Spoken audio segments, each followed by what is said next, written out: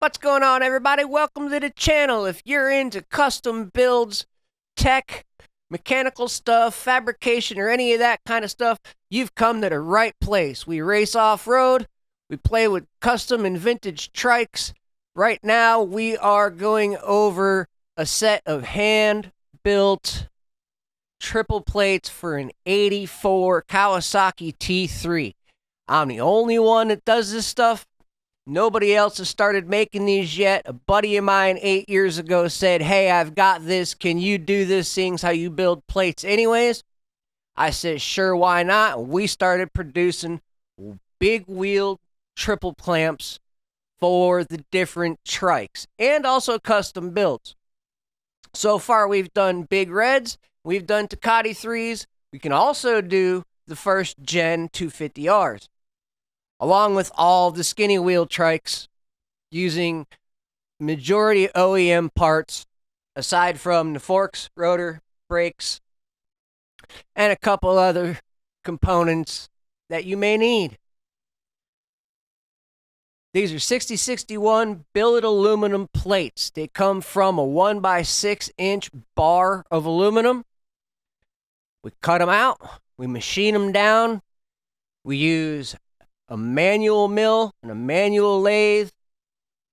And the only one that puts all the OEM mounting points for the factory components on their plates. Everybody else hands you round circles and says, "Here, use this." They give you run-of-the-mill stuff. Not here. Here, we build it to your application, especially these big-wheeled trikes. These guys are using them for different things, be it motocross, TT, flat track. I can build the triple clamps according to the specs needed. That way, you can get around the track as fast as you need to. Custom builds are lots and lots of fun. I have a field day doing it, and it's kind of neat knowing that not many other people are doing it. Yes, the vintage three-wheeler niche is a small niche. The custom off-road niche is also another small niche. So the channel's kind of going with the techie stuff also. But we know you guys love the three-wheeler aspects of it, or a lot of you do. I get texts. I wish you guys would comment down in the videos. The more comments these videos get, the further they go. More people get to see the stuff that's going on. We're not your typical shop. We don't do things your typical way. If people want to laugh or criticize, they got over 1,000 videos they can go through on this channel and say whatever they want. We're also live streaming on the Sawyer Custom Gaming channel, Final Fantasy XIV content. So if you've got any tech questions or you just want to talk moto or whatnot, hang out, come visit. After 8:30, 9 o'clock, pretty much nightly. Kick, Twitch, YouTube. It's all down in the description. Links below. Check it all out. Don't forget, while you're roaming around, hit that like button and the subscribe button. If you ring the bell notification, you'll even get to know when we release new videos. There is not a release schedule for videos. This content is made as the content comes. The more stuff goes through the shop, the more content we got. I've got a lot of long-term builds going on that are taking up time. I've got some short-term stuff that comes in and out, and I forget to record. Shop's busy as can be. We got lots of stuff going on. This isn't just a YouTube channel. This is me pretty much being transparent, showing what we do, how we do it. These rotor adapters for the big wheeled T3s are made, as you can see, on manual machines with my hands in the way. Don't use gloves. We use bandsaws. We use drill presses. We use lathes. Safety is not really a concern. I am careful. I kind of know the limits of things, so experience definitely is a big factor in all of this. Let me know down in the comments what you guys think. Yes, if you've got experience and you're not being careful, you can still get hurt. That's for sure. Know your equipment. Know the limitation. We do a lot of sketchy stuff around here. Sometimes it's for views. Sometimes it's just to get the stuff done. I will put myself in predicaments to see if we can get extra views. content doesn't go anywhere, well, at least it's still up there for somebody to flip through and check out later if they want. I know I've gone through creators' pages to see what else they've got on their page, and I know there's people that'll click on this video that are the same way. Other people don't care. All they want to see is the new stuff coming out. Backtracking is not something they want to do. All they want to do is look forward. If it's something interesting or funny, they'll stay on. Majority of people will click away. I look at the schematics on my videos and the stats, and yeah, not many people watch them all the way through. That's partially my fault for not making it completely engaging and holding your attention. Other people, they find out that it's not a video that they want to watch, and away they go. And I've even had people sit there and comment that they don't like my voice. Well, I'm sorry, there's not a whole lot I can do about that. It is what it is. You don't like it? Scroll on. If you like it, hit that subscribe button because there's plenty more to come. We're going to be getting more ride videos. I got Dave's 310Z that needs to be tuned.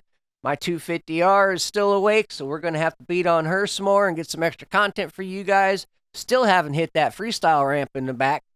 Yes, we've got a motocross track in the back and a freestyle ramp, and yes, they are both used. There's more videos on the channel with that stuff too. You guys say you want to see videos of me winning races or racing or whatnot. The videos are on the channel. Look at the playlist. Got lots to look at. Statistically speaking, the vast majority of people watching these videos are not subscribed. Only a small number of people are subscribed that are watching these videos. That's just the way YouTube works. They're trying to get your channels to grow, so they put it to new people. And if you like the content and you like the creator and you want to support them, you go back and you check them out on your own accord. As long as you keep watching their videos, YouTube will keep pushing the videos. If you stop watching for a very short amount of time, the videos will fade, and so will the creator. I've noticed that with my own watch history. There's people that I haven't seen in a long while that I've pretty much almost forgotten about. Other people, I see them regularly because I watch the content all the time. But if you're not putting out new stuff, people aren't going to get the alerts. It's just the way the social media works. We're trying to get these channels to grow. We're trying to get them going so that we can put more into them and make them more interesting. I am my own editor, my own recorder, and my own everything. I don't have anybody helping me out around here. It's me. If somebody else is holding the camera, it's a rare occasion. So it's not like I've got an editor and all that kind of stuff. It's all me. So if you like it, I really appreciate it. I really appreciate the followers that I've got, the comments that I've got, and the friends that I've made from these channels. Y'all are great. Now, what you guys been sitting there watching me build is the rotor adapter. This is the piece that goes onto the factory ATC hub, and it adapts the modern brake rotor for the forks to the vintage trike. Because we're putting modern forks on these, you've got to make the caliper, the rotor, and all of that match the forks. Why? Because the caliper mount is specific to a specific caliper. Using the CRF 450 forks, I have learned that the X and the R has a 1-inch difference on the caliper bracket, but the caliper itself is the same, so that's something to keep in mind. Being that this is for a Kawasaki, some guys want Kawasaki forks. Well, in that case, you've got to make it adapt to the Kawasaki forks. Whatever forks you're using, the rotor adapter has to match the forks and the rotor and the trike hub. Other than that, it's pretty straightforward. Get the spacing right. The T3 has a 1-inch offset on the rotor itself, so the 1-inch piece of plate that I cut down to make a rotor adapter out of works out really well. There is a backspace on the backside that brings the rotor adapter in a little bit so that it hugs the hub, and then the front side is gapped so that the rotor lines up correctly. This is how you center your wheel. You either move the rotor adapter over or the caliper itself.